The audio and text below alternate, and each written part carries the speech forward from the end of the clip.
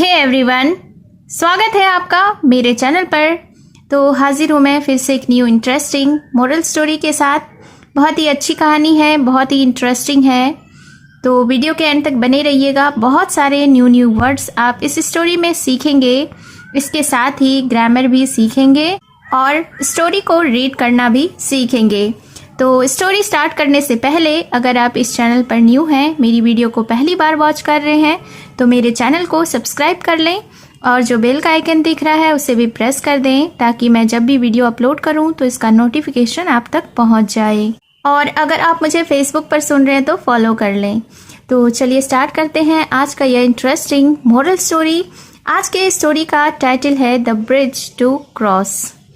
Bridge का अर्थ होता है पुल, क्रॉस का अर्थ होता है पार करना।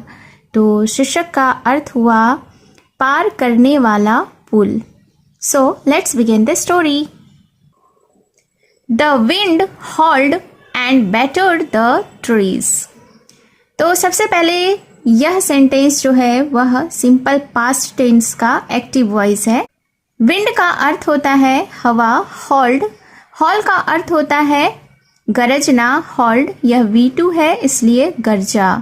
एंड यानी कि और। बैटर्ड, बैटर्ड का अर्थ होता है झकझोरना, बैटर्ड यानी कि झकझोरा। ट्रीज यानी कि पेड़ को। तो यह वाक्य किसी बीती हुई घटना के बारे में बता रहा है।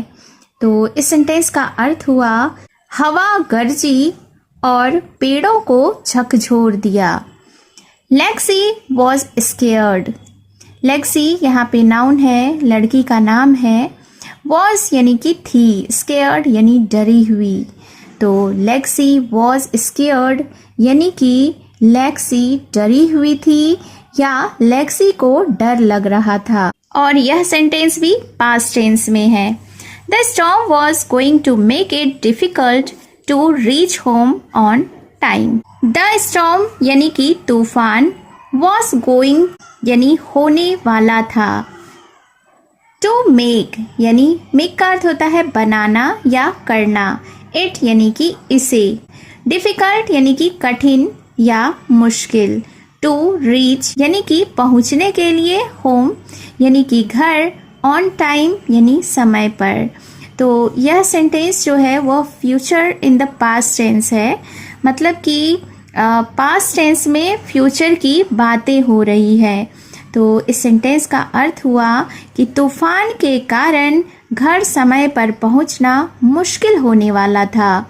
It was raining very hard and she could not even see ahead. It यानी कि यह, वॉज यानी कि था, रेनिंग यानी बारिश हो रही थी। वेरी हार्ड, वेरी का अर्थ होता है बहुत, हार्ड यानी कि तेज या जोर से। एंड यानी कि और। शी यहाँ पे लड़की के लिए यूज किया गया है। शी का अर्थ होता है वह। कुड नॉट यानी नहीं कर सकती थी। इवन यानी यहाँ तक। सी का अर्थ होता है देखना। अहेड यानी कि आगे। तो यह सेंटेंस पास्ट कॉन्टिन्यूअस टेंस का है। तो इस सेंटेंस का अर्थ हुआ कि it was raining very hard and she could not even see ahead, यानी कि बारिश बहुत तेज हो रही थी और वह आगे तक देख भी नहीं पा रही थी। On reaching the river she crossed every day she saw that the water had almost reached the bridge. On reaching का अर्थ होता है पहुंचते ही। द रिवर यानी नदी तक। शी क्रॉस्ड, क्रॉस्ड यानी कि पार करती थी। शी यानी कि वह। एवरीडे यानी प्रतिदिन। शी saw यानी उसने देखा। दैट कि द वाटर यानी पानी। Had almost reached the bridge यानी कि लगभग पुल तक पहुंच चुका था। तो यह सेंटेंस सिंपल पास्ट टेंस का एक्टिव वॉइस है। तो इसका अर्थ हुआ कि नदी तक पहुंचकर वह रोज नदी पार करती थी और उसने देखा कि पानी लगभग पुल तक पहुंच गया था। It was flowing very hard. It यानी कि यह, लेकिन यहाँ पानी या नदी से तात्पर्य है, इसलिए यहाँ पे वह भी हम कह सकते हैं। वॉज यानी कि था, फ्लोइंग, वॉज फ्लोइंग यानी बह रहा था, वेरी फास्ट यानी बहुत तेज। तो पानी बहुत तेज बह रहा था। और यह सेंटेंस जो है वो पास्ट कंटिन्यूअस का एक्टिव वॉइस सेंटेंस है। Oh no, how will I cross the bridge, I am scared, thought Lexi. Oh no, oh no का अर्थ होता है अरे नहीं, ओह या हाय, यानी कि यह भाव डर, चिंता या अफसोस दिखाता है। तो आगे देखते हैं। हाउ का अर्थ होता है कैसे, विल हेल्पिंग वर्ब है, आई का अर्थ होता है मैं, क्रॉस यानी कि पार करना। तो इस सेंटेंस को देखते हैं। Oh no, how will I cross the bridge, I am scared, scared यानी डरी हुई। थॉट लेक्सी, लेक्सी ने सोचा कि अरे नहीं, मैं इस पुल को कैसे पार करूंगी। आई एम स्केयर्ड यानी मुझे डर लग रहा है। यह सिंपल प्रेजेंट टेंस है और सिंपल प्रेजेंट टेंस का एक्टिव वॉइस का सेंटेंस है। और इसके पहले how will I cross the bridge, ये वाला फ्यूचर टेंस का एक्टिव वॉइस है। Suddenly, she saw a small child crying softly near the bridge. Suddenly का अर्थ होता है अचानक। She saw यानी उसने देखा, a small child एक छोटे बच्चे को, crying जो कि रो रहा था, softly, softly का अर्थ होता है धीरे धीरे या हल्के हल्के या धीमी आवाज में। नियर यानी निकट, द ब्रिज यानी पुल के पास। तो इस सेंटेंस का अर्थ हुआ कि अचानक उसने एक छोटे बच्चे को देखा जो धीरे धीरे पुल के नज़दीक रो रहा था। अच्छा, ये सेंटेंस जो है सिंपल पास्ट टेंस का एक्टिव वॉइस है। She went to him and picked him up in her arms. She went to him, went यहाँ पे V2 यूज किया गया है, वर्ब का दूसरा रूप। और वेंट का V1 होता है गो, गो का अर्थ होता है जाना, वेंट यानी कि गई। शी वेंट टू हिम यानी वह उसके पास गई, एंड पिक्ड हिम अप और उसे उठा लिया, इन हर आर्म्स अपनी बाहों में। और यह sentence again simple past tense का एक्टिव वॉइस है। She spoke to him, he said, I have to cross the bridge but I am afraid, he cried. When का अर्थ होता है जब, she spoke to him यानी कि spoke का अर्थ होता है बोली या बात की, to him यानी कि उससे। he said उसने कहा, I have to cross the bridge.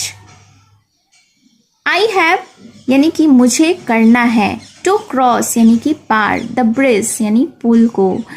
But लेकिन, आई एम लेकिन कि मैं हूँ, अफ्रेड यानी डरा हुआ, ही क्राइड वह रोया।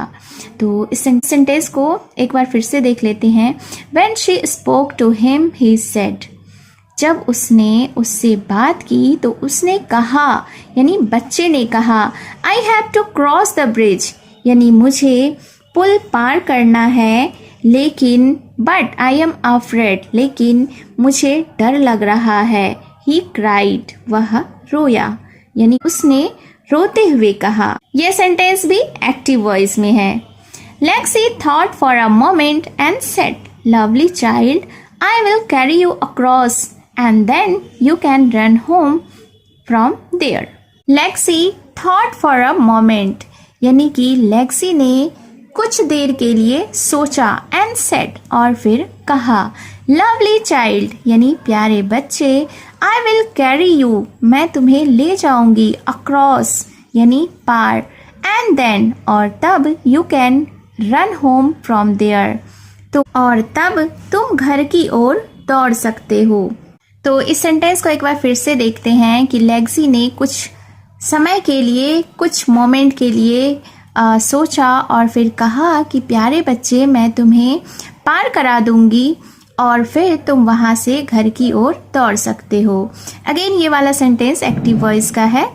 Picking him up, Lexi carefully crossed the bridge. Picking him up यानी कि उसे उठाकर, लेक्सी केयरफुली, केयरफुली यानी सावधानी से, क्रॉस्ड द ब्रिज पुल को पार किया। तो उसे उठाकर लेग्जी ने बहुत ही सावधानी पूर्वक पुल को पार किया। Thank you, you are a kind lady, said the boy. अब उस लड़के ने लेग्जी से कहा कि थैंक यू यानी आपका धन्यवाद। You are a kind lady, आप एक दयालु महिला हैं। सेड द बॉय, उस लड़के ने कहा। Suddenly Lexi realized that in helping the boy she had forgotten her own fear. Suddenly यानी कि अचानक, लेग्जी रियलाइज्ड, लेग्जी को एहसास हुआ दैट कि इन हेल्पिंग द बॉय यानी कि लड़के की मदद करते समय she had forgotten her own fear, उसने खुद के डर को भुला दिया था। Moral of the story is, if you have a kind heart, then you will always help others, no matter what the cost is. तो इस स्टोरी का, इस कहानी का यह मॉरल है कि if you have a kind heart, अगर आपके पास एक दयालु हृदय है, then you will always help others, तब आप हमेशा ही दूसरों की मदद करेंगे।